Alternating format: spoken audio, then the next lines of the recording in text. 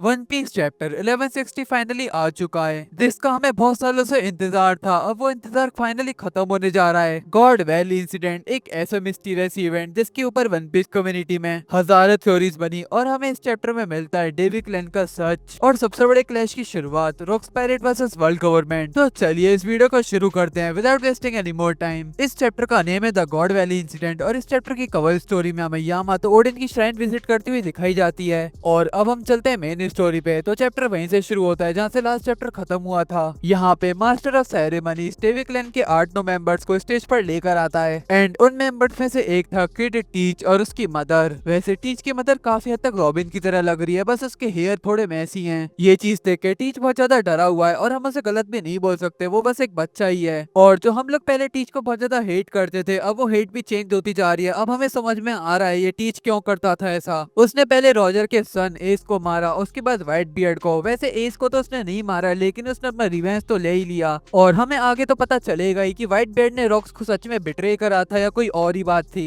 Well, अब हम story में चलते हैं। तो ऑडियंस में बैठे तेनरुबी तो वो बहुत ज्यादा गुस्से में थे। वो नाइफ्स और एक्सेस फेंक के मारते हैं डेविड क्लैन के लोगों पे, और वो बोलते हैं कि डेविड क्लैन सबसे ज्यादा हेटेड लिनिएज है। और एक तेनरुबीतो ने बोला कि तुम लोग भी बुकानियर्स हो ना। वेल, जैसा हमने स्पॉइलर में बताया था कि डेविड क्लैन बुकानियर था, ये बात टोटली ट्रू नहीं है। बट जहाँ तक है, ब्लैक बियर्ड, रॉक्स और उसकी वाइफ बुकानियर ही है। एंड इस चैप्टर में किसी इंपॉर्टेंट कैरेक्टर ने इस बात को कंफर्म भी नहीं करा। केटी सेलेस्टियल ड्रैगन्स को देखकर बहुत ज्यादा डरा हुआ है। उसकी मदर उसे बचाने की कोशिश भी करती है उनकी फेंकी हुई चीजों से। वहाँ पे मास्टर ऑफ सेरेमनी तेनरुबीतो को रोकने की कोशिश करते हैं। वो उनसे कहते हैं कि अगर कोई स्लेव स्टेज पे मर गया तो उन्हें पेनल्टी देनी पड़ेगी। प्राइस प्रेजेंटेशन खत्म होते ही हंट गेम शुरू हो जाता है। बहुत सारे पैनल्स में दिखाया जाता है तेनरुबीतो और नाइट्स ऑफ गॉड को, जो लोगों को गॉड वैली में मार रहे हैं, और उन स्लेव्स को भी। एंड ये चीज ड्रैगन भी देख रहा था, और ये चीज देख के वो बहुत ज्यादा डिसअपॉइंटेड फील करता है। ड्रैगन ने कभी नहीं सोचा था कि उसे ऐसा दिन देखना पड़ेगा। ड्रैगन ने हमेशा सोचा था कि मरीन जस्टिस के लिए लड़ते हैं और वो कमजोरों की रक्षा करते हैं, लेकिन यहाँ पे कुछ अपोजिट ही हो रहा है। वो देखता है कि सेलेस्टियल ड्रैगन्स तो कमजोरों को मार ही रहे हैं, लेकिन मरीन्स भी उनसे कुछ नहीं कह रहे। वो वहाँ पे कुमा और इवानकॉफ को बात करते हुए भी देखता है, और उसने देखा कि एक सेलेस्टियल ड्रैगन कुमा पे गोली चलाने वाला है, लेकिन ड्रैगन उस सेलेस्टियल ड्रैगन को शूट कर देता है और कुमा को वो बचा देता है।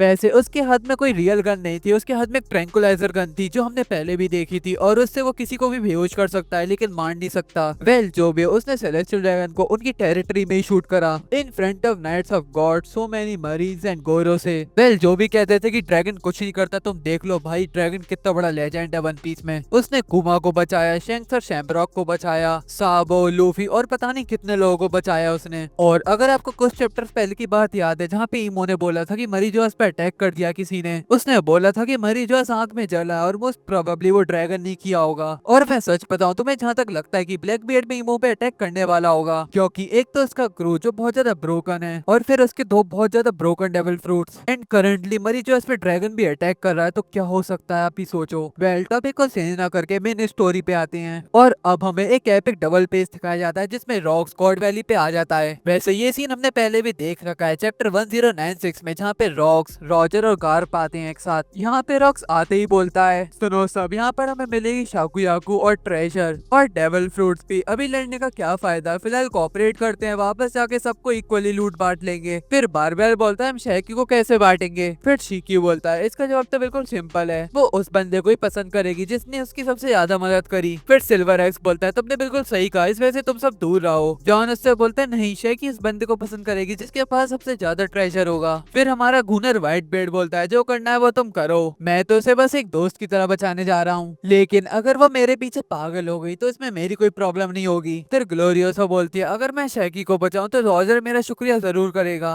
फिर लिनलिन उन्हें एक रियलिटी चेक देती है, वो बोलते, तुम सब पागल हो, चाहे दुनिया कल खत्म भी हो जाए, शाकुयाकू तुम सबकी तरफ देखने वाली भी नहीं है। और फिर काइडो भी लिनलिन से पूछता है कि वो उसके लिए एक डबल फ्रूट बचाएगी या नहीं बचाएगी। लेकिन अब हमें इससे एक चीज तो पता चल गई कि रॉक्स ही अकेला है जो अपनी फैमिली को बचाना चाहता है इसके क्रू में। काइडो और लिनलिन तो डेविल फ्रूट्स के पीछे हैं, एंड इसका रेस्ट ऑफ द क्रू शाकुयाकू के पीछे है, एंड ट्रेजर के पीछे है, रॉक्स को छोड़ के। रॉक्स की शिप जैसी आइलैंड पे लैंड करती है, सेलेस्टियल ड्रैगन्स ये चीज देख के बहुत ज्यादा डर जाते हैं, वो इधर उधर भागने लगते हैं। और दूसरी तरफ ड्रैगन के पास शेंक्स और शैमरॉक हैं, वो उन दोनों को लेकर वहाँ से बहुत तेजी से भागने लगता है। और दूसरी तरफ मरीन्स पायरेट्स की वजह से सेलेस्टियल ड्रैगन्स को आइलैंड के सेंटर पे ले जाते हैं, एंड रॉजर और उसका क्रू भी इस आइलैंड पे आ जाता है। वो बोलता है, मैं शैकी को बचाऊंगा, तुम लोगों के पास शैकी को इम्प्रेस करने का कोई चांस नहीं है, नहीं तो तुम ट्रेजर पे ध्यान देना। एंड दूसरी तरफ सेलेस्टियल ड्रैगन्स का हंटिंग गेम भी खत्म हो जाता है और उन लोगों ने यहाँ पे बहुत लोगों को मारा है। और अब सीन शिफ्ट होता है, हमें नाइट्स ऑफ गॉड्स दिखाए जाते हैं। यहाँ पे कुछ नए गॉड्स नाइट भी हैं एंड यहाँ पे रॉक्स का क्रू भी मरीन्स पे अटैक कर रहे होते हैं, लेकिन इतनी देर में वो बस अटैक कर रही होते हैं कि वहाँ पे गार पाया जाता है। वो अभी तक इस आइलैंड पे लैंड भी नहीं करा, लेकिन उसने अपने हाथ से कैनन बॉल्स फेंक के बहुत सारे पायरेट्स को हरा दिया।